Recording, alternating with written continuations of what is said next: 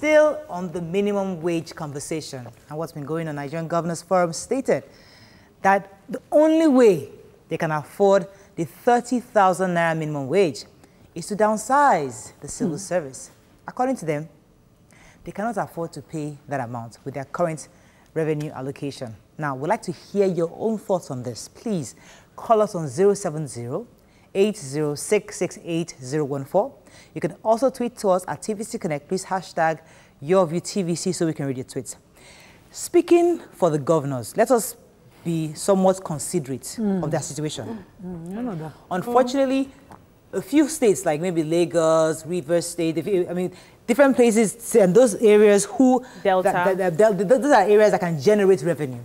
There are lots of other states within the country that cannot actually, according to them, are having serious challenges generating revenue. So what do we know today? That only about 2 or 3 can actually afford 30,000. Many of them can't. That is there.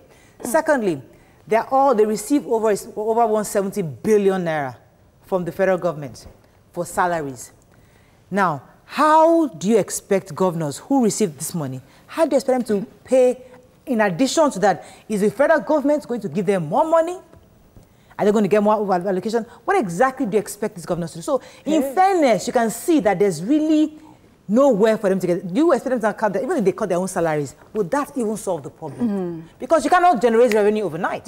So I'd like to hear your views on that, because before we open our phone lines, because Nigerians need to really express themselves on this matter, especially because NLC is insisting that if they don't do 30,000 naira, they would not, they'll go back to their strike. In the short, I proposed the governor's side of things.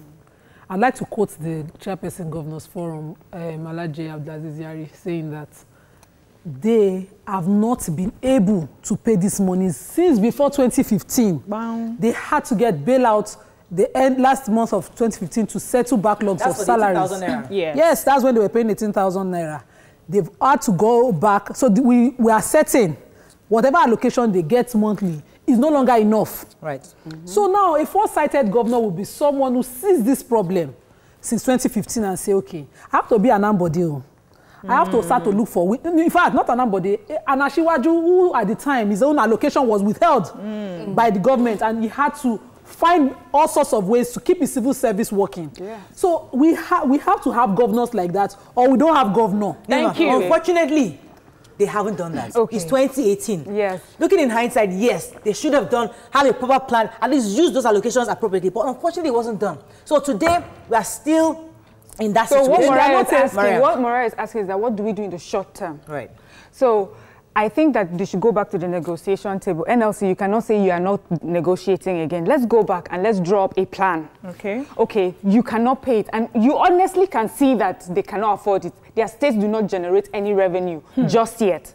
So we're going to give you people a budget. You know how banks give their bankers like a target? We'll give you a target that every governor should be able to do based on the resources that they have. That's how I say those are the conversations that you should have. And then maybe give you like a 4-year or 5-year plan. And then this is what we're going to do from then on. Because to be honest, as we are right now, I don't see a Zamfara state being able to pay that sort of money. The last time Mr. Liberos was here, he said that back in the days, for a true king, before a true king sleeps, the last man in his kingdom must have eaten. Now, these governors that are claiming they are not able to pay, did they owe themselves? They paid themselves salaries. They paid their numerous aides. None of them came out to say they are owing us for a couple of months as the time went by. So my problem now is our governors, our leaders are not thinking. You are increasing, aside from the fact that we need an increment in the salaries, there's no increment in productivity. If you go to most of those government houses, you see that they are lazing around doing nothing. So we need to look into increments of productivity. So are we saying that what we want to see our governors do, first of all, make some kind of sacrifice on your part? Let us see you forfeit your security. Now that money, so they'll say they are using it to pay police fees. You know, in Lagos, for example, we have LASMA and all that. They can say they're using those funds to pay all the supplementary security efforts within their states. Forfeit the allowances you get. will that be enough? We keep saying forfeit allowance, forfeit allowance. No, and so will that be enough to pay civil service salary? Good. So I want to say those sacrifices that you're asking them to make, is it enough to cover those expenses? It's not. And then there are some states now we have to understand that the monies allocated towards security and protecting their states is important, especially those in the northeastern states. So those sort of states are struggling. Those are the sort of states I feel need bailouts. Miriam, but you hear... Let me take this off from Yakub. Yakub, thanks for calling. Go ahead, please. Yeah, good morning. Morning. Yeah, good morning to you all. Murayo. Yes. I believe the major problem we have in this country is oil. I used to ask some people question, what about if we don't have petroleum resources in this country? I mean oil. Because this governor, they always wait until month end. They will quickly rush to Abuja and get some allocation back to their state. The question now is this. Why is it that they cannot be able to generate revenue within the state? Lagos State is generating revenue, yes, because of the population, which is quite all right. But some of other states have their own resources in their brand there. They can be able to work on it, and then election is coming on. If you say you want to become a governor of a state, how do you go to, because Lima said it earlier, how do you go to generate resources in order for you to pay the salary? Thank you very much, Yakub. But in fairness to the governor, every young person, for example, you live in Zamfara, you graduate and you're moving to Lagos. You're moving to Rivers State. Because there's nothing happening in their state. So how do you generate revenue when your workforce is constantly migrating from your state? I'm quickly forgetting the things I want to see. Right. So let me quickly use this example that I just remembered. Okay. Kebbi State looked at the landmass they had. Right. Looked at the number of manpower labor they had and paired with Lagos. Yeah. And their rise empowered a lot of farmers in their state. To the extent some farmers became millionaires. I'd like to bring the statistics if it was available, but I don't have it here. Now, Zamfara, for instance, is a land that buries gold. Recently, just yesterday in the papers, we had 211 billion naira worth of gold being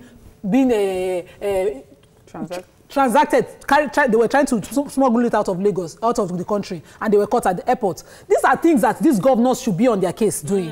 The security excuse you gave for Zamfara particularly, there was a kidnap story yesterday of twins. They have security issues in the state, so they're not even dealing with security. When the security problems come, like Miriam said, in those states, you hear the governor say, we are not the we can't take care of security, we are not the ones in charge. So we can't continue to allow these excuses whenever they need it. Right. We need people who are proactive and doing the job. Exactly. Okay, yes. I also wanted to bring our notice to misplaced priorities. I think government has that. In Plateau State, in Jos, there's this particular bridge people talk about. They just yab the governor. It's a pedestrian bridge over a road that maybe 5 cars or 10 cars pass per hour. Do you understand? The governors feel that they need to do this big elephant project so that when they leave, they can say, this is what I have done. Meanwhile, monies that can be used for other things like schools, like education, even like health, even though it's not in a structure.